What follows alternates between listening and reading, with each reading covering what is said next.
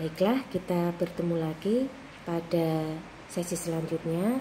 Kita akan melanjutkan materi yang tadi, yaitu mengenai pengenalan ASP. Untuk slide yang ketiga membahas tentang teknologi web, di mana teknologi web itu kita bagi menjadi dua. Jadi di sini ada client side technology dan server side technology. Kita akan membahas dulu yang pertama, yaitu mengenai teknologi web pada sisi klien. Di sini kita melihat kelemahannya dulu yang pertama, bahwa penggunaan teknologi web pada sisi klien ini kelemahannya adalah browser pada klien tidak mendukung fitur kode perluasan HTML. Nah, maksudnya bagaimana? Jadi di sini ketika kita menggunakan browser yang bermacam-macam, karena klien itu ketika membuka mungkin ada yang menggunakan IE, ada yang menggunakan Mozilla, ada yang menggunakan Opera atau Google Chrome. Nah, ternyata masing-masing browser ini tidak semuanya mendukung fitur kode perluasan dari HTML. Makanya bisa saja terjadi ketika pada saat Anda selesai membuat program kemudian dijalankan, ada beberapa tempat mahasiswa yang mungkin, Bu, tempat saya kok nggak jalan, yang di sini kok jalan. Nah, ini menunjukkan bahwa memang kebetulan saja browser yang dipakai satu tidak sama, kemudian yang kedua pada browser yang kebetulan dipergunakan tadi ada bagian-bagian perintah yang tidak dipahami oleh browser tersebut, sehingga tidak didukung untuk dijalankan. Akibatnya atau efeknya bisa saja script itu tampil apa adanya, atau mungkin perintah yang dimasukkan itu tidak akan berjalan. Nah, ini kelemahannya. Kemudian kelebihannya apa? Ada dua. Yang pertama, memungkinkan penampilan yang bersifat dinamis. Mengapa bisa demikian? Kalau kita lihat, misalkan saja ada yang menggunakan browser yang beraneka ragam tadi, kemudian klien itu diberikan kebebasan untuk melakukan editing program, maka akan memungkinkan penampilan yang berbeda-beda. Ada yang sukanya mungkin pakai warna hijau, ada juga yang mungkin nuansanya dibikin berganti-ganti, ada juga yang mungkin nuansanya kepingin backgroundnya dikasih gambar statis apa misalkan. Nah, ini kita melihat bahwa dari sisi klien itu punya inisiatif masing-masing untuk menampilkan tampilan webnya masing-masing. Nah, ada yang mungkin ditambahi dengan validasi dan lain-lain. Nah, seperti yang nomor 2, memungkinkan validasi data di sisi klien. Bagi beberapa klien mungkin beranggapan bahwa akan lebih nyaman kalau ditambahkan beberapa fitur seperti validasi. Nah, ada juga yang mungkin nggak perlu atau belum perlu untuk menggunakan validasi tersebut. Nah, inilah kelebihan dan kelemahan teknologi web pada sisi klien. Nah, untuk contoh penggunaan teknologi web pada sisi klien ini adalah ketika kemarin Anda itu membuat program dengan versi HTML atau HTML, di mana program hanya aktif pada saat dijalankan saja, dan ketika nanti program sudah ditutup atau kita tidak mengaktifkan program tersebut, maka kita tidak bisa melihat tampilannya. Nah, ini yang terjadi pada teknologi web sisi klien, yaitu pemrograman HTML, di mana data masih banyak yang belum bisa disimpan. Data hanya aktif pada saat aplikasi dijalankan saja.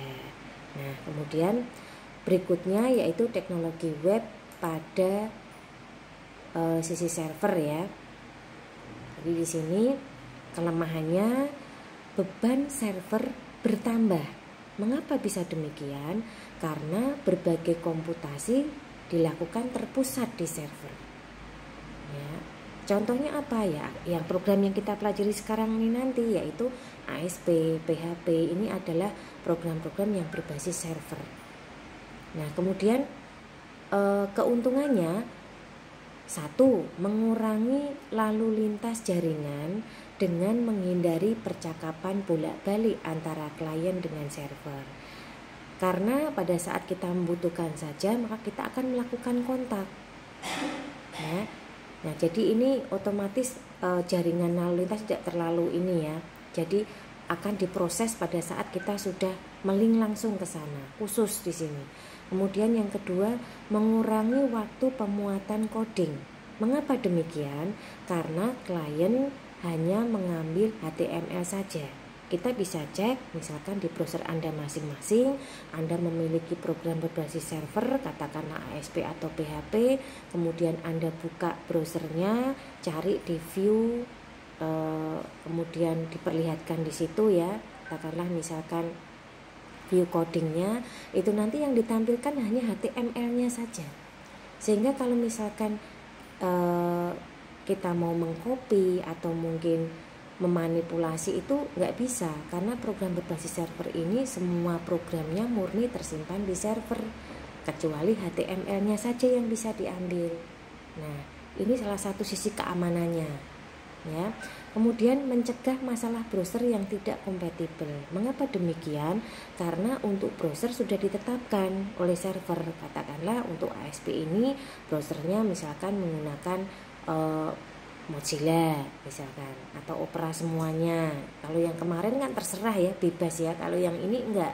Jadi kita mengikuti aturan. Demikian juga ketika nanti menggunakan database, yang dipakai adalah database akses misalkan. Nah, jadi kita mengikuti fitur yang sesuai dengan yang disampaikan dari prosedurnya penggunaan program ini. Kemudian klien dapat berinteraksi dengan data yang ada pada server. Jelas, karena di sini Anda bisa melakukan proses input, bisa melakukan proses edit, bisa melakukan proses delete, atau mungkin meminta sebuah laporan, bisa mengirimkan gambar berbentuk JPG atau video dan lain-lain. Nah, ini langsung berinteraksinya, dan itu bisa kita simpan, bisa kita tampilkan lagi setiap saat. Nah, kemudian yang terakhir, mencegah klien mengetahui rahasia kode. Ya, karena ketika kita viewkan di browser pun kita mau mengcopy codingnya, itu yang dikopikan sekali lagi hanya HTML-nya saja. Nah, kemudian kira-kira dari teknologi web pada sisi klien dan teknologi web pada sisi server, saya harapkan cukup jelas ya. Jadi perbedaannya kita lihat dari sisi kelemahan dan kekurangannya. Kemudian untuk yang berikutnya mengenai persyaratan. Persyaratan ketika kita akan membuat program ini itu ada 3. Yang pertama yaitu web server. Untuk web server yang dipergunakan adalah BB Web ya. Kemudian yang kedua itu text editor. Untuk text editornya juga optional sifatnya, jadi boleh menggunakan ASP Edit ya, karena ASP ini punya editor sendiri sebetulnya. Tetapi kalau misalkan kita mau menggunakan editor yang lain seperti Dreamweaver misalkan juga boleh ya. Untuk yang di sini prakteknya nanti usahakan menggunakan yang Dreamweaver saja. Mengapa demikian? Karena di situ kita sudah komplit ya, ada fasilitas untuk desainnya juga, dan kita juga di dalam Dreamweaver ini untuk editornya terbagi menjadi tiga tampilan. Jadi kalau misalkan kita ingin hanya menampilkan tampilan umumnya keseluruhan, itu bisa pilih yang pertama. Kemudian yang kedua ini yang tengah-tengah, jadi atas coding, bawah itu tampilannya. Kemudian yang ketiga ini hanya tampilan saja. Nah, ini yang membuat kenapa penggunaan Dreamweaver masih cukup digemari sebagai editor program di sini. Tetapi yang perlu diingat bahwa ketika nanti menggunakan Dreamweaver ya, untuk penyimpanannya tetap kita ketikkan ekstensi .asp, karena kalau tidak dimasukkan maka secara otomatis penyimpanannya adalah dalam format HTML atau HTML. Nah, ini yang perlu diperhatikan, itu yang pertama. Kemudian yang kedua, pada saat nanti Anda itu membuat program dengan menggunakan Dreamweaver, terutama untuk program yang sudah mulai banyak, kemudian Anda hanya mengcopy dari worksheet, usahakan ketika dipastekan pada Dreamweaver itu diperhatikan lagi tanda baca seperti tanda petik, tanda koma, spasi, titik, dan lain-lain. Karena yang kita kopikan tadi ketika dipastekan ke Dreamweaver, ke editornya itu, semua tanda baca tadi akan diubah menjadi teks. Nah, jadi di sini mereka harus dikembalikan fungsinya sebagai tanda baca atau perintah lebih tepatnya, karena di sini di dalam ASP ini spasi kosong saja dianggap sebagai perintah. Makanya harus lebih jeli ketika mengcopy itu, kita ngedit dulu satu persatu untuk tanda baca yang sudah dikopikan tadi. Itu untuk penggunaan text editor. Kemudian yang ketiga, untuk web browser, silahkan menggunakan web browser yang kompatibel dengan sistem operasi yang Anda gunakan. Boleh pakai Mozilla, boleh pakai Opera, atau mungkin kalau yang tidak punya Google Chrome juga boleh, IE juga boleh sebagai bawaan dari Windows. Itu tadi untuk persyaratan dari apa yang harus kita siapkan apabila kita ingin membuat program dengan ASP. Nah, kemudian yang berikutnya adalah menulis skrip ASP. Jadi untuk skrip ASP sendiri itu diawali dan diakhiri dengan tag pembuka dan penutup persen. Tag persen berpasangan. Anda bisa melihat pada slide nomor 8 di situ. Ini adalah format penulisan daripada skrip ASP sendiri, atau bisa dituliskan dengan format lain ya. Kalau misalkan tidak pakai persen tadi, dengan menuliskan seperti ini. Script language sama dengan _VB script, run at sama dengan server. Nah, ini adalah bentuk lain dari penulisan tag ASP. Tetapi yang paling umum digunakan adalah yang pertama tadi, yaitu menggunakan tag persen berpasangan. Nah, untuk latihan kita kali ini, itu kita akan menggunakan satu contoh program yang sangat sederhana, yaitu program untuk menampilkan tanggal dengan ASP. Anda bisa buka slide nomor 10. Nah, di situ kita mulai dari awal. Jadi di sini tetap biasa masih menggunakan format HTML, masih ingat ya HTML. Jadi ada head, ada body, dan lain-lain. Di bagian title ini kita tuliskan judul supaya mengingatkan kita akan program apa yang pernah kita buat. Misalkan menampilkan tanggal dengan ASP, di mana title ini akan muncul di sudut kiri browser Anda masing-masing. Nah, kemudian di bagian body di sini kita tuliskan sebuah tulisan Hello Mat Belajar ASP. Kemudian ada perintah tag BR. Masih ingat BR digunakan untuk apa?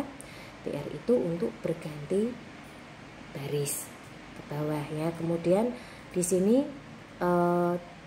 ada tag persen. Nah, berarti kalau udah ketemu tag persen, ini sudah masuk perintah ASP. Kalau yang di atas tadi masih ada tag BR, ada title, itu belum masuk. Nah, di sini di dalam tag persen tadi diantaranya itu ada tanda petik 1 bertuliskan di bawah ini script ASP. Perlu diketahui bahwa tanda petik 1 itu tidak diproses, itu sifatnya hanya note saja ya, jadi tidak akan tampil, sifatnya hanya note saja, catatan. Di bawah ini script ASP.